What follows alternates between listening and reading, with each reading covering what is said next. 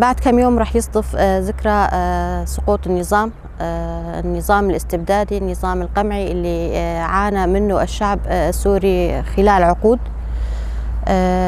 وطبعا الشعب السوري كان يتأمل خير بسقوط هذا النظام. وبعد استلام يعني الحكومة الانتقالية للمرحلة اللي بعد السقوط تأملنا خير، ونأمل من هذه الحكومة أنه تكون أو تتفادى الأخطاء اللي وقع فيها النظام السابق من سياسته القمعية وسياسته الإقصائية، لأنه الشعب السوري مثل ما بتعرفي عدة مكونات، التعددية فيها مطلوبة، اللامركزية مطلوبة.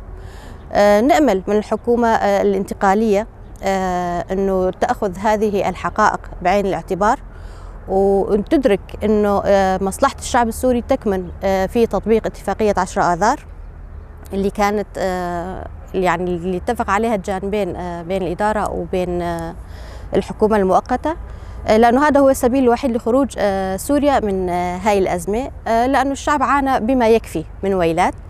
طبعا هون بدنا نذكر دور المرأة كمان بحل هالأزمة هي. طبعا الشعب السوري بحاجة لصياغة دستور جديد للبلاد. ذكرنا أنه الذهنية الإقصائية ما عادت مقبولة، الشعب ما رح يرجع لورا، الشعب اللي شاف الديمقراطية وعاش أجواء الديمقراطية ما رح يرجع لزمن الاستبداد. مشان هيك سوريا حتى بحاجة لدستور جديد ينكتب بأيدي جميع السوريين دون إقصاء.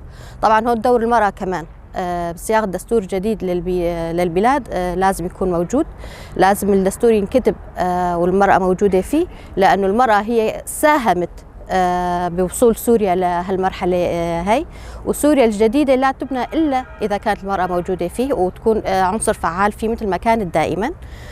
نأمل الخير في الأيام القادمة، ونؤكد أنه تطبيق اتفاق 10 آذار هو السبيل الوحيد أو المخرج الوحيد لخروج سوريا من أزمتها الحالية. طبعا كأحزاب موجودة وكشعب سوري كنا نتأمل أنه التغييرات المطلوبة واللي كان المفروض تصير من الحكومة الانتقالية تكون مباشرة، خاصة بعد المعاناة اللي عاناها على يد النظام. لكن للأسف حتى الآن شيء على أرض الواقع ما شفنا، بالعكس رأينا مجازر، رأينا انتهاكات أفظع مما كان موجودا سابقا، رأينا سياسة إقصائية، عدم الإصغاء للآخر، عدم تقبل وجهة نظر الآخر. وجهة نظرنا أنه هذا الشيء غلط كتير. رأينا يعني الحكومة السابقة كانت تحكم البلاد بيد من حديد، إنما سياستها الإقصائية أدت بنا إلى ويلات.